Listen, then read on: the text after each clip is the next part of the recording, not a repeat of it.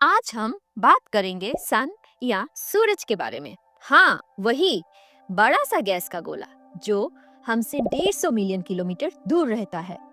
हर सुबह हमें जगाता है और शाम होते ही डूब जाता है। पर अगर हम हजारों साल पहले मानवता की शुरुआती चरण को देखें, तो यही सूरज के टेम्पल्स, मोनुमेंट्स हमें दुनिया के हर एक कोने में अलग अलग तरीके या स्मारक के रूप में देखने को मिलेंगे। हमारे पूर्वजों में सूरज को लेके ये फैसिनेशन जगा था, इस समझ के साथ कि ये सिर्फ हमें रोशनी नहीं देता, बल्कि ये हमारी पूरी जिंदगी को तय करता है। ये हम इंसानों की पहली घड़ी बन चुका था, जिसने जीवन के अनिश्चितों को एक प्रेडिक्टेबल सिस्टम में बदल दिया था। चाहे वो सोने जगने का समय हो, या बीज बोने फसल काटने का संकेत हो, या फिर लंबी रातों से बचने की तैयारी हो, ये सब सूरज पे ही डिपेंड करता था। जैसे जैसे समय के साथ सूरज के लिए ये मान्यता बढ़ी, हम इंसानों ने सूरज को लेके और अध्ययन शुरू किया, और इसी अध्ययन से हमें एक ऐसे दिन का पता चला जो कि सारी मानवता के लिए उम्मीद और आशा का स्रोत बन गया। ये दिन है विंटर सोलिस्टिस या शीत अयानंत का दिन। वो दिन जब सूरज लंबी ठंडी सर्दियों के बाद वापस से उत्तर की तरफ मोड़ लेता है। साल का सबसे छोटा दिन और सबसे लंबी रात, जिस दिन के बाद दिन की अवधि बढ़ती है और रात छोटी होती जाती है। और इसलिए ये दिन दुनिया के सारे संस्कृतियों के लिए उत्सव का दिन बन गया था। नॉर्स लोगों के लिए इस त्योहार का नाम था यूल, रोमन्स के लिए सैटर्नेलिया, पर्शियंस के लिए शाब यल्दा और भारत के लिए मकर संक्रांति।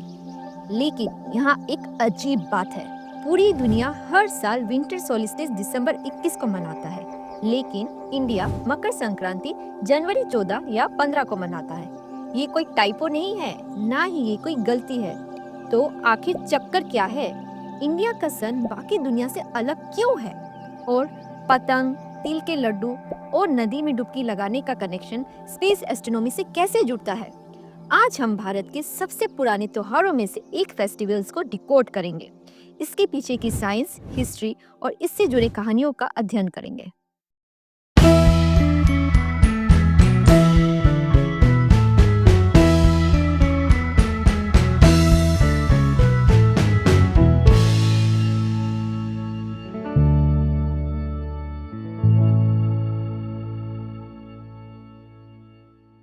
बाकी दुनिया की तरह भारत का कनेक्शन सूर्य के साथ बहुत गहरा है।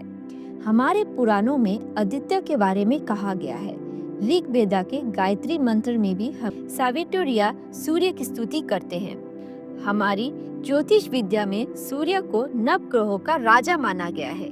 लेकिन सूरज की पूजा सिर्फ उसकी रोशनी के लिए नहीं होती, बल्कि उसकी जर्नी के लिए होती है। अगर हर समय सूरज चमकता रहता, हर समय दिन होता, तो आज ये धरती में जीवन नहीं होता। धरती और सूरज की ऑर्बिटल जर्नी की ही वजह से ये जीवन मुमकिन है।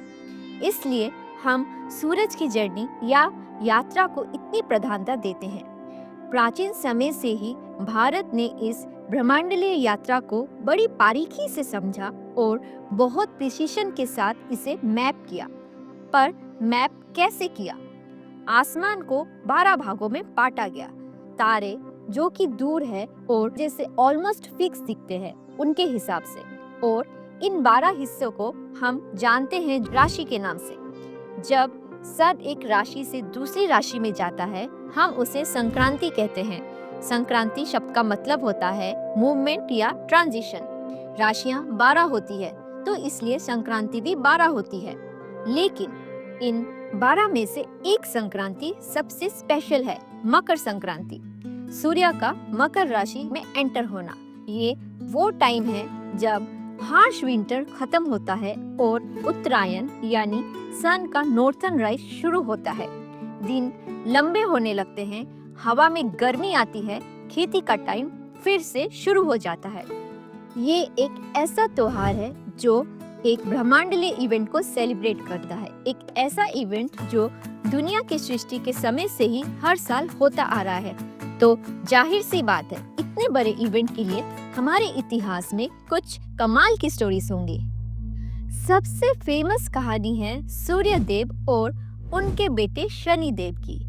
कहा जाता है कि बहुत पहले उनके बीच कुछ अनबन हो गई थी, रिश्ते जैसे टूट ही गए थे। लेकिन मकर संक्रांति के दिन सूर्य खुद अपने बेटे शनि के घर जाते हैं, पुरानी सारी करवाहट भुलाकर। इसलिए ये दिन सिर्फ त्योहार नहीं बल्कि क्षमा, नई शुरुआत और जिंदगी के मिठास का दिन बन जाता है। लेकिन ये कहानी की सिर्फ ऊपर की परत है। अगर हम गहराई में जाकर देखते हैं तो हम समझेंगे कि ऐसी कहानियाँ जो सुनने में काल्पनिक और असंभव लगती है, हमेशा से ज्ञान को समेटने के लिए इस्तेमाल की जाती है।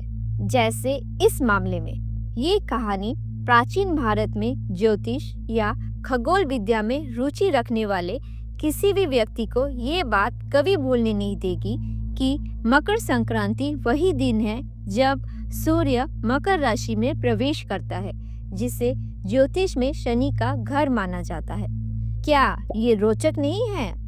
बिल्कुल उस माँ की तरह जो अपने बच्चे के लिए जीवन का पाठ एक परियों की कहानी में लपेट कर दे देती है। इस खूबसूरत दिन के आसपास की कहानियों की तरफ बढ़ते हुए हम पाते हैं कि हमारे इतिहास के अनुसार इस मकर संक्रांति के दिन दो महत्वपूर्ण घटनाएं घटी थी। पहली है गंगा का अवतरण, एक नदी जो भारतीय सभ्यता की जीवन रेखा रही है, चाहे वो सबसे उपजाऊ मैदानों की बातें हो या सबसे शक्तिशाली राज्यों की गाथा हो। इस एक नदी ने हमारे देश की पूरी भौगोलिक और ऐतिहासिक स्थिति को परिभाषित किया है। कहा जाता है कि मकर संक्रांति के दिन गंगा ने प्राचीन राजा सागर के पुत्रों की आत्माओं को मुक्ति दिलाते हुए पहली बार अपनी यात्रा पर्वतों से समुद्र तक पूरी की थी। आज भी लाखों लोग मकर संक्रांति पर गंगा सागर द्वीप पर इकट्ठा होते हैं, इस अवसर को श्रद्धा से याद करते हुए।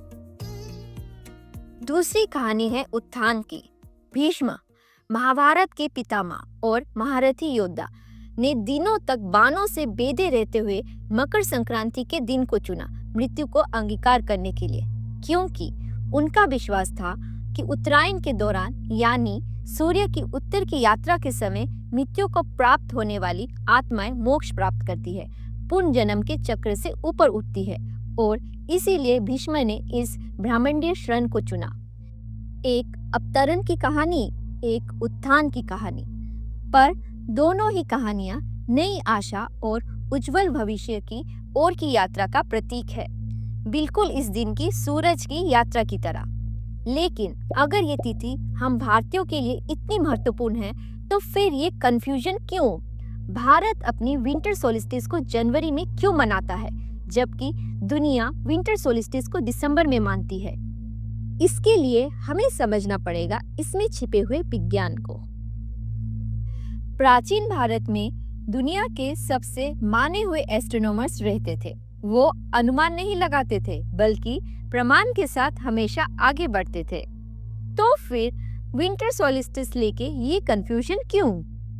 उनकी मान्यता और गणित के हिसाब से आज से करीब 1740 साल पहले यानी 285 सीई को मकर संक्रांति और विंटर सोलिस्टिस एक ही दिन थे, दिसंबर 21।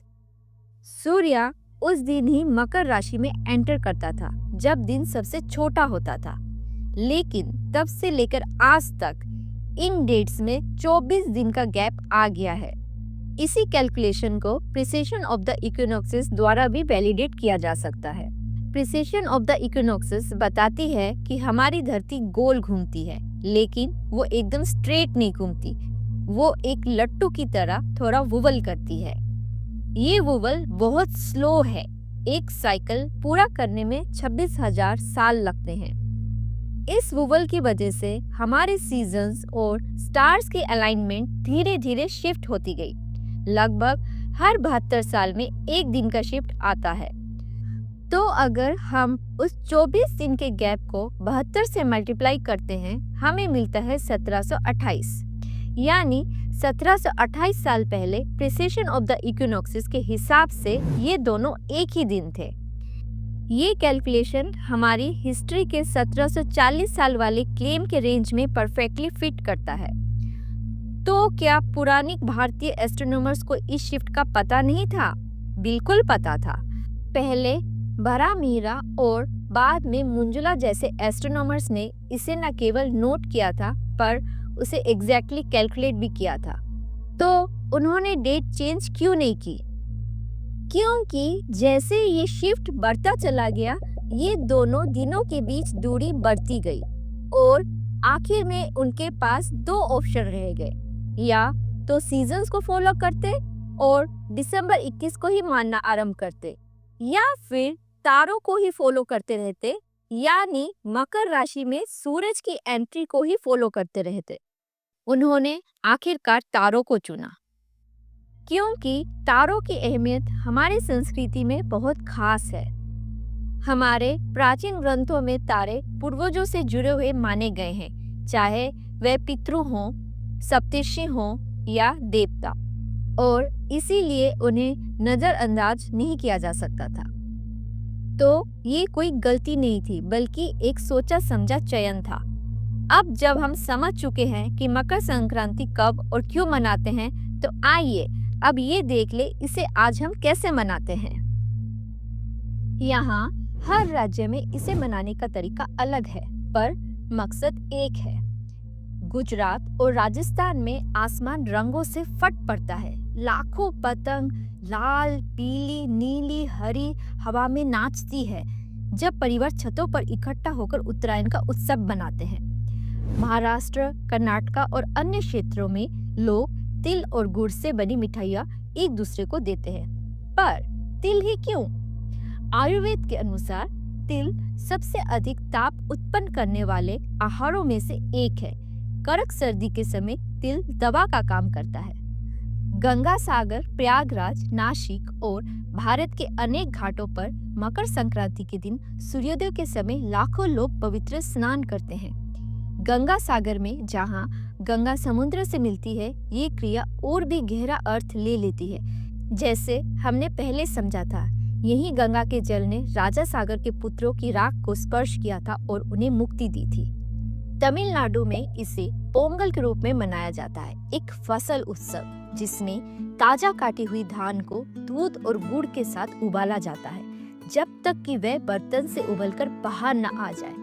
ये उबाल ये पोंगल समृद्धि और प्रचुरता का प्रतीक है। पंजाब में इसे लोहड़ी कहा जाता है, जो एक रात पहले बड़े बड़े अलावों के साथ मनाई जाती है। लोग आग के चारों ओर घूमते हैं, तिल, गुड़ और मक्के के फूल आग में अर्पण करते हैं, गीत गाते हैं, जो सर्दी के अंत का उत्सव होता है। बंगाल में ये पीठा का दिन होता है, परंपरागत चावल के पकवान और मिठाइयाँ जो ताजे गुड़ और नारियल से बनती है। असम में इसे माघ बिहू कहा जाता है, एक सप्ताह भर चलने वाले फसल उत्सव जिसमें सामूहिक भोज, परंपरागत खेल और सुबह के समय झोपड़ियों जैसे ढांचों का दहन होता है। अलग अलग नाम, अलग अलग भोजन, अलग अलग प्रस्तुतियाँ, लेकिन मूल भाव वही रहता है। फसल के लिए कृतज्ञता, गर्मी की आशा और सूर्य का पूर्ण आगमन के प्रति श्रद्धा। हमारे पूर्वजों ने ऊपर देखा और उन्हें देवता दिखे। हम आज ऊपर देखते हैं तो हमें स्टार दिखता है, लेकिन हजारों सालों का फर्क होने के बावजूद जब सर्दियाँ खत्म होती हैं और धूप वापस आती है तो हमें आज भी वही एक ही एहसास फील होता है, क्योंकि कुछ सच्चाइयाँ यूनिवर्सल होती है, कुछ साइकिल्स इटर्नल होते हैं, और जब सबसे लंबी रात के बाद सूरज वापस आता है, वो मोमेंट हमेशा सेलिब्रेशन के साथ होता है।